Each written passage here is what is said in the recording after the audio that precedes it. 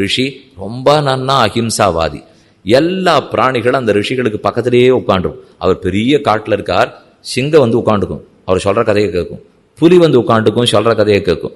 ஆனை உட்காந்துக்கும், அவர் சொல்ற கதையை கேட்கும். கொஞ்ச நேரம் 1 மணி நேரம் கதை சொன்னோன்னே அது காட்டுக்குள்ள ஓடிப்படும். இவர் அவ்வளவு தூரம் அஹிம்சாவாதி. எந்த பிராணிக்கும் ஒரு நாளும் ஒன்றும் தப்பே நினைக்க மாட்டார். எல்லா பிராணியும் ஓடி ஓடி போயிடும். இது 116வது அத்தியாயம், சாந்தி பர்வத்திலேயே 116வது அத்தியாயத்தில் இருக்கு. இவர் கூடவே ஒரு நாய் உட்காண்டிருக்கும். அந்த நாய் ஒரு இடத்துல ரொம்ப பிரேமத்தோடு இருந்தது. மற்றதெல்லாம் வரும் போயிடும், ஆனால் இந்த நாய் மட்டும் எங்கேயும் போகாது. இவர் கூடவே உட்காண்டிருக்கும்.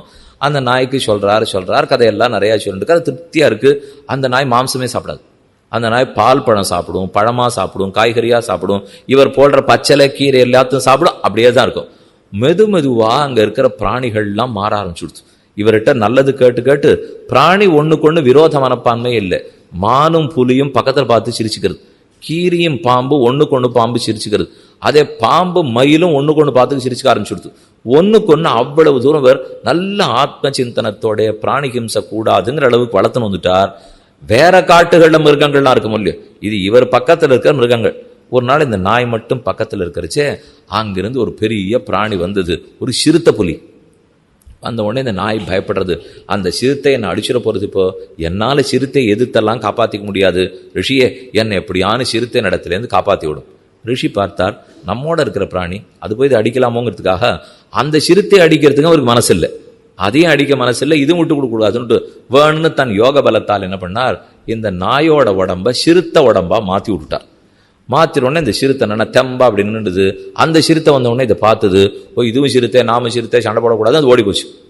இது சிறுத்தை ரூபத்திலே இருந்துருந்தது. முன்னாடி நாயாட்டு இருந்தது, இப்போ கொஞ்சம் உருமறத்துக்கு ஆரம்பிச்சது. கூடவே தான் இருந்தது. அவர் நல்லதெல்லாம் சொல்லியிருந்தார். ஆனால் முன்னளவுக்கு எப்போ பார்த்தாலும் இது பக்கத்தில் உட்காந்து கேட்டுக்கிறது இல்லை. கொஞ்ச நாழி மட்டும் கேட்டுக்கும். அடுத்து ஒரு பெரிய புலி, வரிக்கோடு போட்ட புலி. அந்த புலி ஒரு நாள் வரைச்சே, நான் சிறுத்தை, சின்ன சிறுத்தை, அந்த புலி என்னை அடிச்சு பிடிங்கிடும், அதனால நீ தான் காப்பாற்றி விடணும்னா இவரை சட்டுன்னு மாற்றினார். ஓ இது சிறுத்தையாக இருந்தால் பாரு, புலி ரூபத்தை கொடுத்தார். அது இன்னும் பெரிய புலியாண்டு உருமரத்துக்கெல்லாம் ஆரம்பித்தது. அப்படியே இருந்து இவர்கிட்ட கேட்கறது இன்னும் கொஞ்சம் குறைச்சிருந்தது. இத்தனை நாள் பழம்பால் சாப்பிட்டு மெதுவே மாம்சத்தை சாப்பிட்றதுக்கு ஆரம்பிச்சது. இந்த இருக்கட்டும், இருந்தாலும் இது புலியாத்தானே இருக்கு, நம்ம வச்சு போங்கிறதுக்காக கூட வச்சிருந்தார். ஒரு நாள் அந்த புலியை அடிச்சுன்னு பெரிய பிராணி ஆனை வந்து நின்றுது. ஓஹோ இந்த புலி ஆனையோடெல்லாம் சண்டை போட முடியாதுன்னுட்டா இது ஆனை உருவத்துக்கு மாத்தினார். அது ஆனை ஆட்டம், மத்த மாத்தங்கம். பக்கத்துல இவருடைய ஆசிரமத்தில் இருந்த செடி கொடி எல்லாத்தையும் பிச்சு போட்டு துவம்சம் பண்ணிடுச்சு. இது என்னது யானையா மாத்தி இருக்குன்னு பார்த்தா இந்த மாதிரி ஆக்கி கொடுத்தேன் நினைச்சுட்டே இருக்கிறச்சே, அடுத்தது சிங்கம் ஒன்று வந்தது. சிங்கத்திலேருந்து என்ன நீர் தான் காப்பாற்றணும், நான் உமக்கு வேண்டியவனாச்சே, நான் என்ன பண்ண சரின்னு இத்த சிங்க உருவத்துக்கு மாற்றி விட்டார்.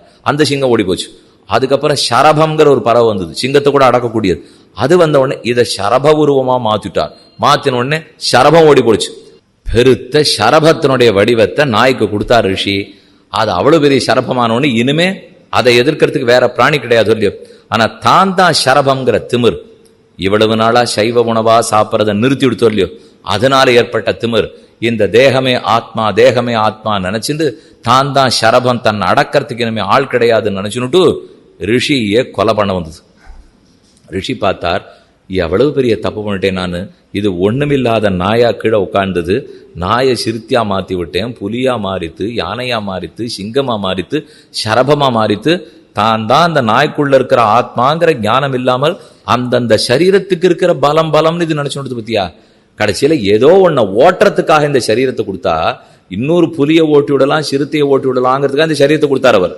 ஆனா இந்த சரீரத்தை இருக்கிறதுல தான் நான், இந்த சரீரமே நான், அந்த பலம் எனக்கு இருக்குன்னு நினைச்சிருந்து இவரையே அடிக்க வந்து சொல்லியோ. அதே போல பகவான் கர்மங்களை ஓட்டி விட்டுட்டு தொலைக்கிறதுக்காக நமக்கு ஒரு சரீரத்தை கொடுக்கிறார்.